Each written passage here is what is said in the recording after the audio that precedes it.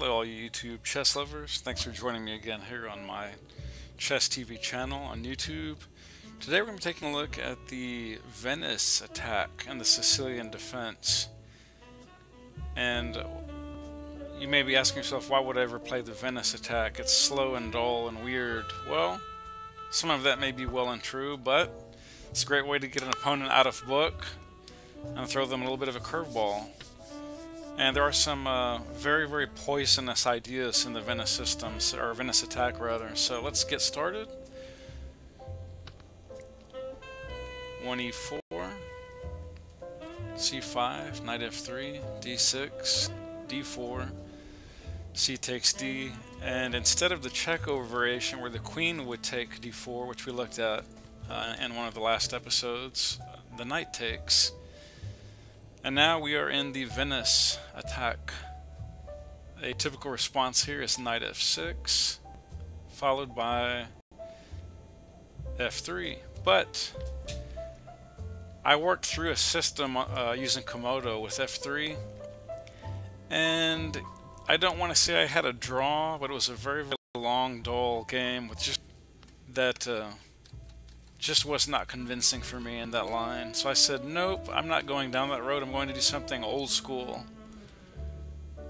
Queen f3. And you may be saying, Steve, what are you doing here? This is crazy chess.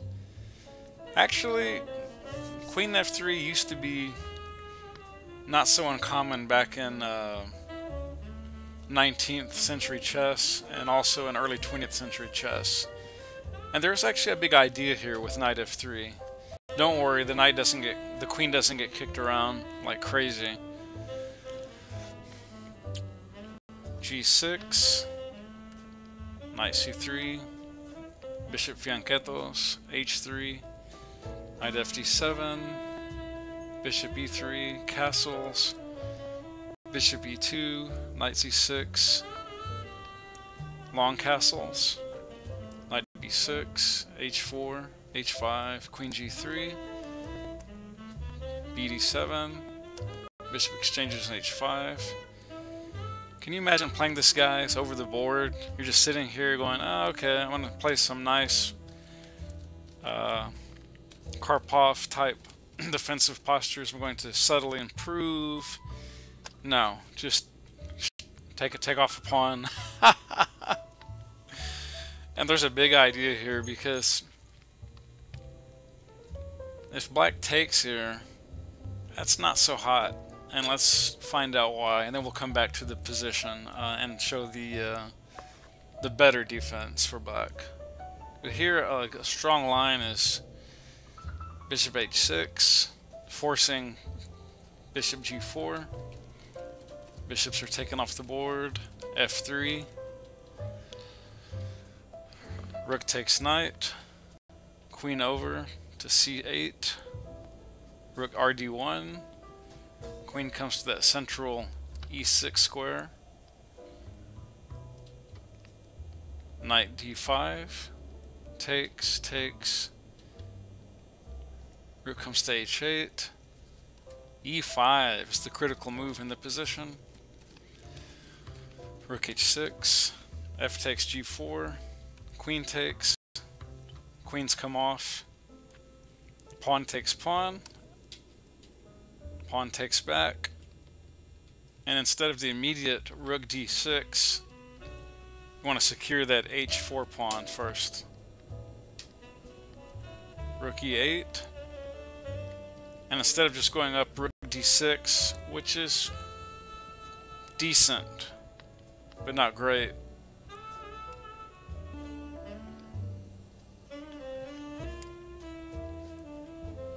okay, this is a new development. In the game I did this, and exchanges, rook takes d6, rook e3, seeking an exchange. White now has a favorable pawn majority and a better structure.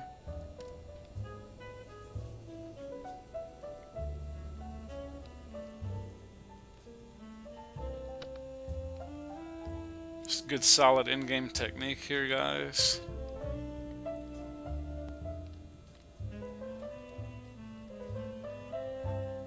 the idea there is that if you take the exchange, you don't want to take it on F3. That'd be bad news. So you back it up.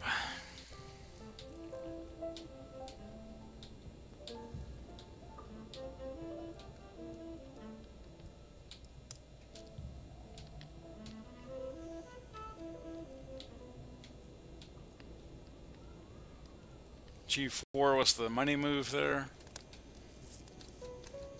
And believe it or not, guys, playing King E4 here looks natural. It probably feels natural, but it's not so hot. Maybe here you could get away with playing that move by playing... Yeah, it's giving Rook A6 or King F5. But if you push the pawn here, guys, which many of us are prone to do in these endgames, bad news bears. Even though it's giving white a 0.69 advantage now, you've lost almost all your advantage, and even worse, you're entering a draw. After this,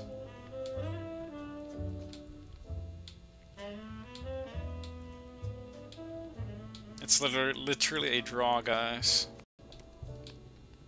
Yep, doesn't even really matter what's played here. And that may look like a win. Some of you are going, ooh, a white rook against a pawn. Not so fast.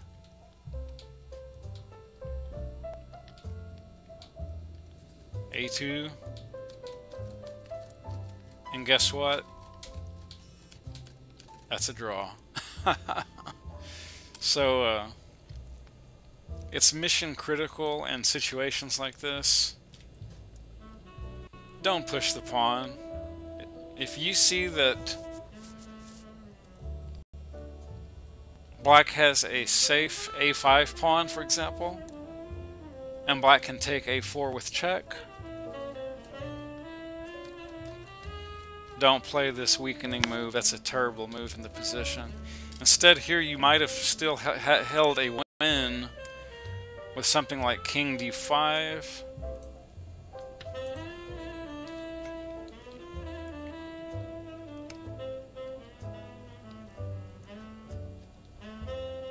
Yeah, and this should still be enough to win, guys. So, just a subtle word of warning, don't play those moves like a pawn advance when you're not quite ready to make that pawn advance. But okay, let's go back.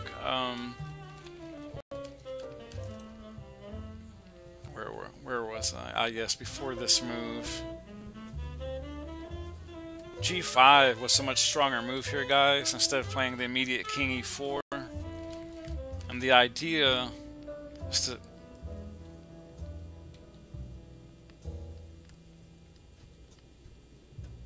to get that rook over to D6, because if you play King D5 here, guys,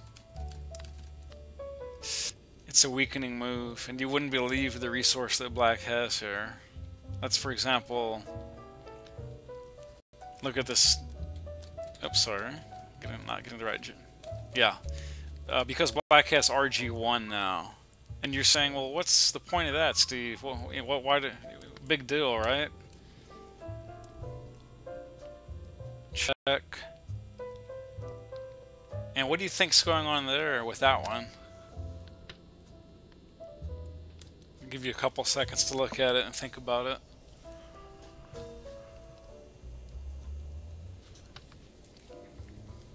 Okay. If you take this guy, instant stalemate. That's it. Black is out of business, and you're out of business too. You had a crushing advantage, and with that, by taking the bait on D4, game over, a draw. So always look, when you see a move like this out of the blue, you'd better ask yourself, why is black giving away its rook? Its only remaining piece in the position, so don't do that. Instead, white had to walk away to B3, and then you get this type of scenario. However, this is still terrible news. Yep, it gets worse. This is literally what's called a practical draw. Even though it's not stalemate, there's no way to ever queen the pawn. And there's no way to get to checkmate black's king. That's it. We can samba all day long. Samba, samba, samba, samba, samba, samba. Yep. And you can play with it, plug this in your own engine. Guys, it's a practical draw. There is no coming back from that move. So, going back to this spot here. Oops. That's the money move, guys. Rook d6. And it's a multi-purpose move that has a very, very deep positional concept to it. The rook is firstly, of course, separating the king, the black king, from the everything east of the d-file. Also prohibiting him, obviously, from coming down to the 6th rank. And that's all good, but there's even a deeper purpose. That rook is about to invade the a-file, guys, and snack up on a5. So let's see what will happen here. a6 picks off a5 pawn. Check. Check. Oops, no, excuse me. King f5 rather here is a much better move. King goes up to d8. Pawn is pushed. Check. Check. Pawn is pushed. Check. King comes down to f6. And the rook has to sacrifice itself there, guys. There's no other recourse. And from here it's a very simple pawn-tastic mate. Don't you love it when pawns contribute to mating a king? And there it is. That's mate in 70.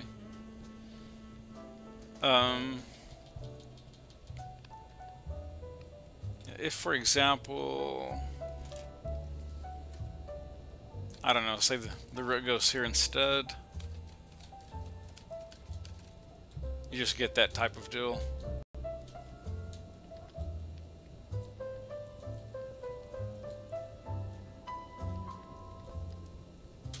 And mate comes in just 69 moves. So, okay, backing up, guys, to this move. Back at move 14. Wait a minute, did we already see the main line? Let's make sure I go back. Let's go back through it for a second, make sure we get there.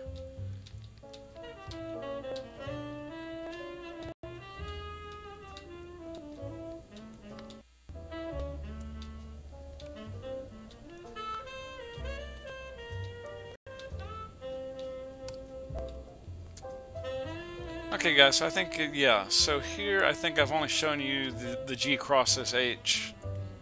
A very natural looking move, and we saw what would happen in that line. Now let's go back and look at what if black plays a little more accurately. Knight c4. Bishop e3. Protecting the knight. As well as also prohibiting the bishop from coming to h6. Takes. King recaptures. Knight captures, bishop captures, bishop takes bishop, rook up. Very similar to the earlier variation that we saw. Queen comes over to b6 with check. Look at that move, guys. How many of us would find this resource in this position? How many of us would just simply play something ridiculous like king a1? Which, believe it or not, guys, is losing. King c1 also is losing. And knight b5, which looks very, very natural. Guess what? It's drawing. That's it. You go from a win to a draw with one subtle nuance. The money shot is only bishop b6. And now, a6, h5, pawn recaptures, rook d3, d4 hitting the knight, knight d5 threatening the queen, queen c5, Knight recaptures e7 with check. Or knight takes e7, rather. King g7. Oops, wait a minute, was that there? Am I thinking of a different line? No, that was the only move there that black found. I'm thinking of a very similar variation where the black king went to h8 or h7, which are absolutely ridiculous, but if we have time, we'll look at that a little bit later. Rook a1 is a very important resource, stopping really crafty ideas like a rook sack on a2 and then queen coming in, rook sliding over to the a file. We don't want to see that. Queen slides over to h5. Queen grabs that juicy central square of d6. Bishop e6, queen d4 check. Pawn interposes. Knight comes back to d5. d5. Rook a3. Knight f4, hitting the queen. Queen drops back to g4. Beautiful check. Capture with check. Queen takes. And now, guys, can you see what's coming? A very, very important transformation is about to occur. I'll give you about 10 seconds to think about what are the best plans right now for white and for black. What's white's next move? I hope you found it. It's d7. It's time to swap the queens off the board. She refuses. We take anyway. And you see a3 sitting there like a duck. We're just going to go ahead and just grab that guy right off. King recaptures, and we're in a classic endgame. Two pawns up to the good. White is for choice. Captures with check. Black recaptures. Check. King up to b4. King e8. King c7. Improving. Rook drops down to e2. a4. We don't really care about g2 so much anymore. Black rook says, okay, I'm going to come over to a2 and threaten a4. We recapture. We don't even care about a4. It grabs it. King to d5. We're coming for that f5 pawn. And there it is, the quality move in the position. And instead of recapturing, guys, that's an okay move. It would be okay to capture here. But RG7 is subtly, significantly better. That's like pure perfection. You know why? It's telling black, you can't even take G2, and we're still going to take F5. What are you going to do about it? And this is what ensues. C5. Okay, E2 is looking crafty, like it's cutting off communication. D6. Pawn pushes to C6. Rook over. If, for example, here, if black had checked,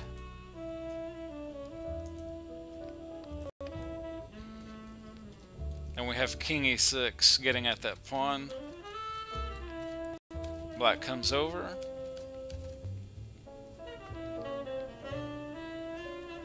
And now we have G4 as a resource. If F takes G, instead of immediately recapturing G4 with the rook, we simply push the pawn. King ducks out to safety. And it's bad news. We've got two passers on the 6th rank.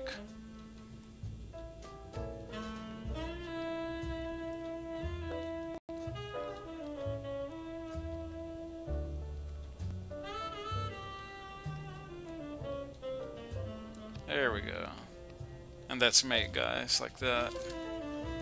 So backing up. Oops. Yeah, I'm backing up to this position.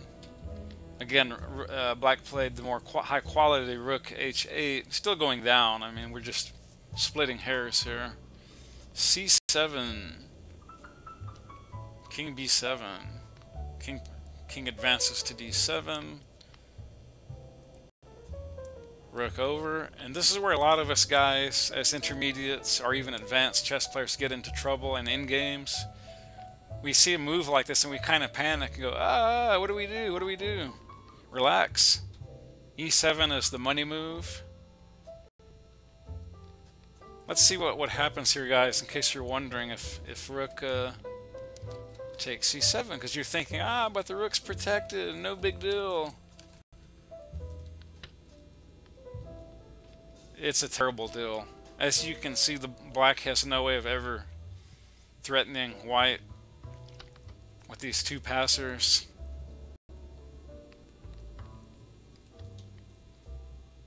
And that's all she wrote. I don't even need to take it. I won't even take it to mate and bore you guys with that. So I'm just showing that's why that doesn't work. Instead, black played the last ditch effort of f8. And we see the exact same scenario that we just saw in the previous variation. And here comes mate. Boom. That's made in 69. Okay, what else I was going to show you guys?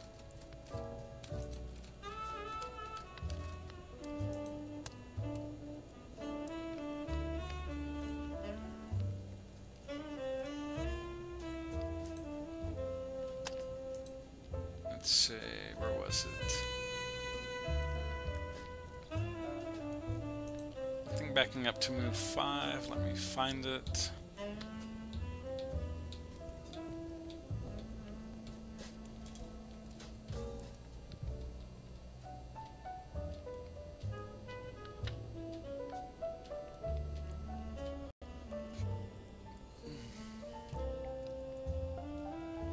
Yeah, I'll show you the move here. If black recaptures here, that's not a great move because we have the resource of, boom, rook b4, pinning the bishop. Pawn protects. h5 explodes the position, or threats to at any rate. Queen comes down, hitting the rook. a3 secures. g5, a sensible and only move really in that position probably. Rook d1, pawn e6, rook captures, rook over to c8, rook back to d2, I'm sorry, excuse me,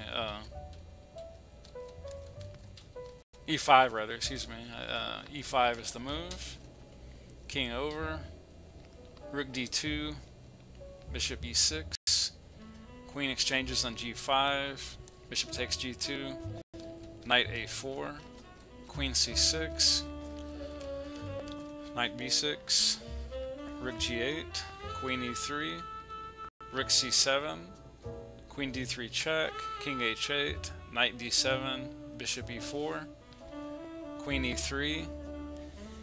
And guys, there's only one. First off, of course black's losing, that's a given, but there's only one good move left in the position, if you can call it that, and it's bishop h7. That's the only decent defensive try for black. Let's firstly look at what happens if black misses that resource and exchanges on c2, which looks decent. Queen invades. Check. Knight drops back. Rook up, h6, queen is gone, h7, here comes the rook to h4, knight over to e4, queen f6,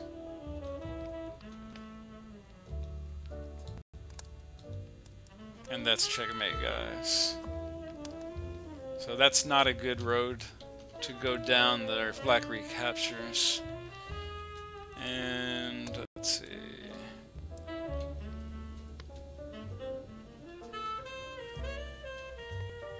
Where was it? No, no, no, no, no. Let's see.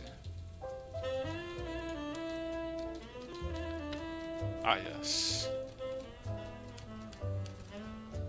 We had this.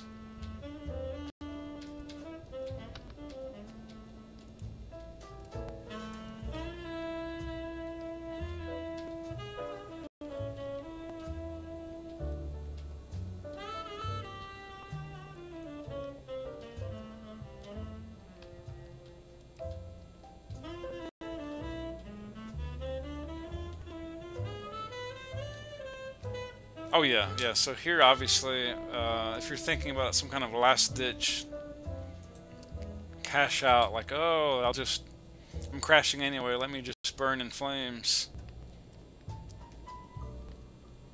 This almost looks like a decent try, except for the fact that, well, we'll just see.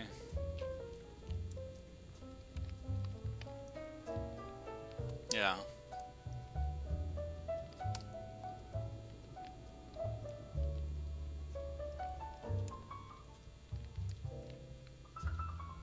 And that's all she wrote.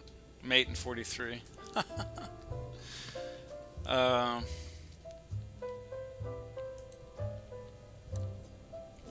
else? I think that's about it. I think we've covered most of what I wanted to talk about. I will say that there is a potential refutation of this line. I'm going to work on that. Oops, let me clear that glitch. And that is simply that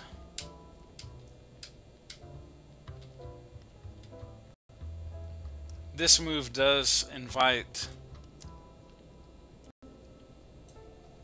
this move, which, okay, is in itself no big deal because you have the immediate queen b3, and I'll just run out a sample line, so on and so forth. I haven't crunched these numbers very much, so I don't know what all's in this position available. Just wanted to point that out. But if black tries to sort of King's Indian it up or Nimzo it up there with that king side fianchetto, and this is a very, very lethal line for black. And we'll just run through that again. Again, castling queenside, which I really often prefer, like Tivy, like Sergei Tivyakov. He loves castling queenside, and I don't blame him. I think a lot of the attacking potential is superior. And again, what we're going to end up with is a structure where the queens ultimately get traded, and at least in this line, white is going to be 2 pawns up, rook versus rook. You just have to watch that middle game. It's very, very demanding positionally, and there are a lot of tactics if you're not careful in any Sicilian, even a weird, boring Venice attack. And let's see, I think I had a question here somewhere in this position. Let's see.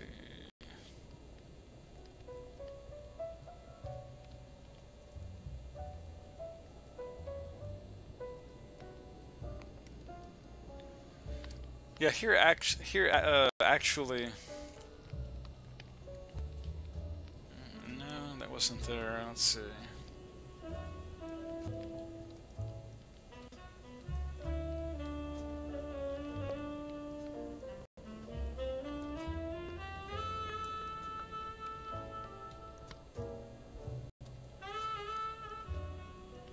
No, I think it was an alternate line, perhaps.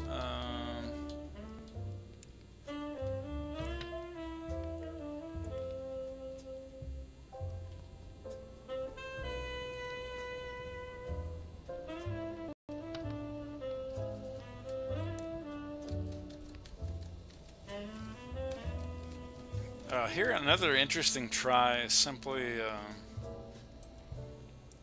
this. Rook goes to b3.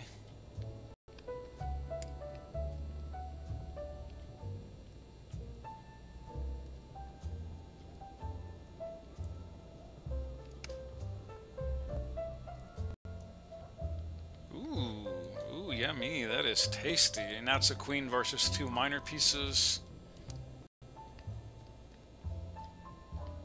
Very interesting line.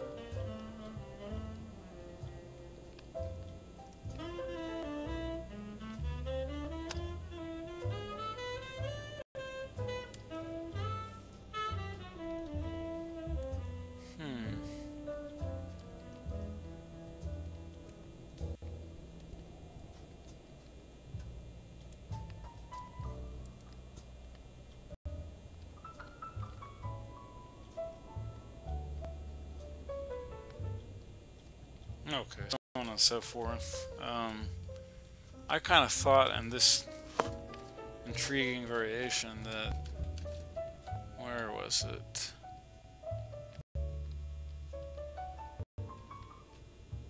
I kind of thought, and I could be wrong, but I thought F6 looked really forcing here to me.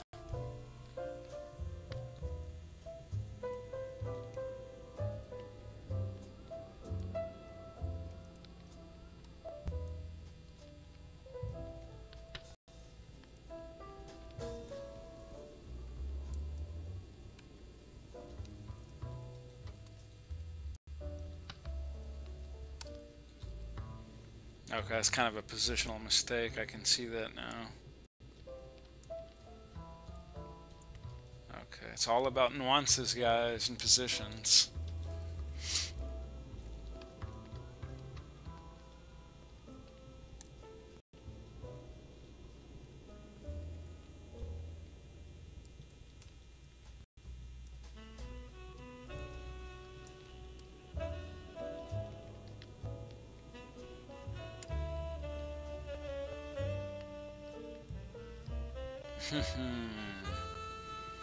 Ouch, and there's mate. I wonder, is that faster than the other way that the computer kind of doled out? Let's see. I believe it is, believe it or not. Huh.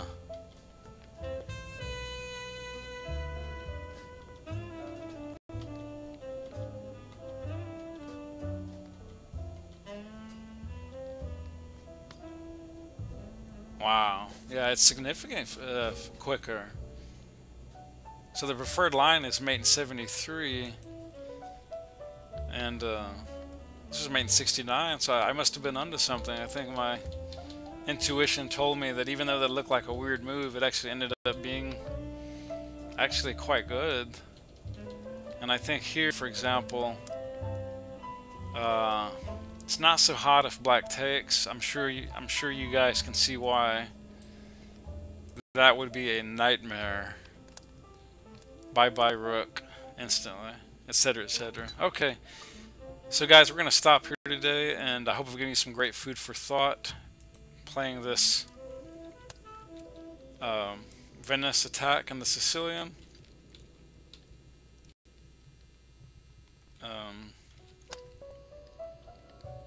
Again, I'm going to look for some strong responses if bishop comes out to g4 for the one of our next episodes.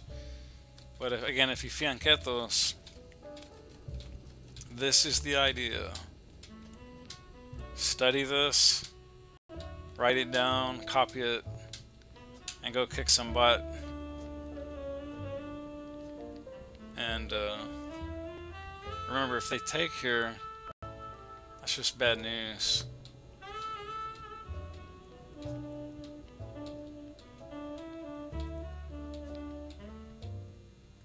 And what I like about this system is that it leaves white almost all the time with this stronger vanguard on the queen side for white, and it allows some kind of easy exchanges to occur where it's just simply favorable for white in the endgame. We can see here, for example.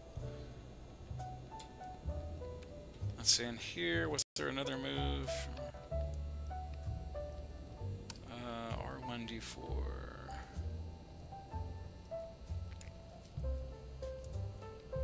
Yeah, this was another really good try here. If we had done this, this is actually also a really good way to approach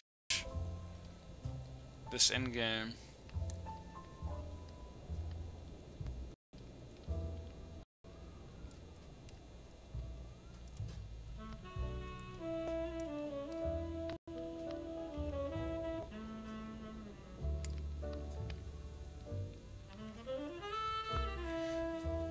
But anyways, I digress. Personally, I don't prefer it to the one that I chose, because I feel like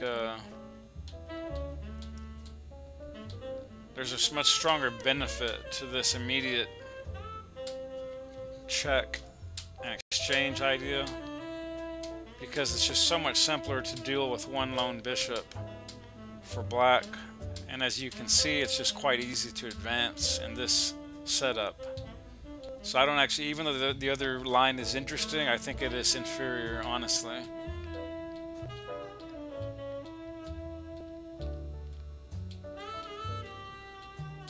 And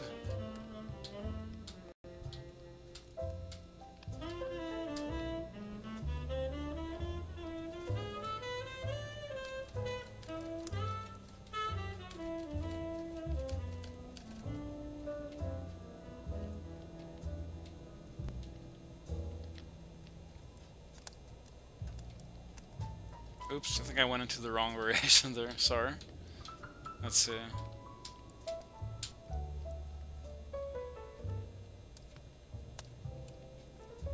Ah, yes.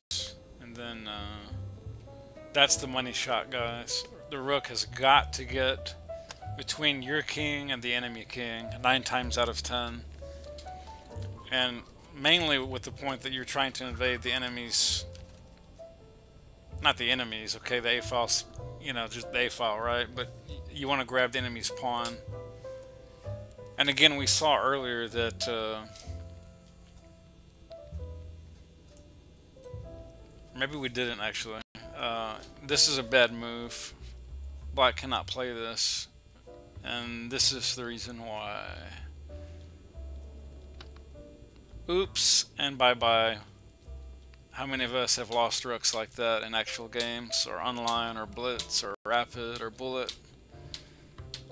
And we're going to wrangle that pawn in, and the rest is, as they say, history. So okay, that's enough.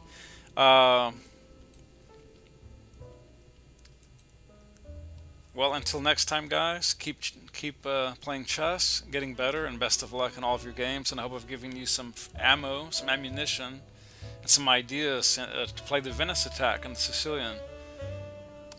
Until next time, take care. Thank you.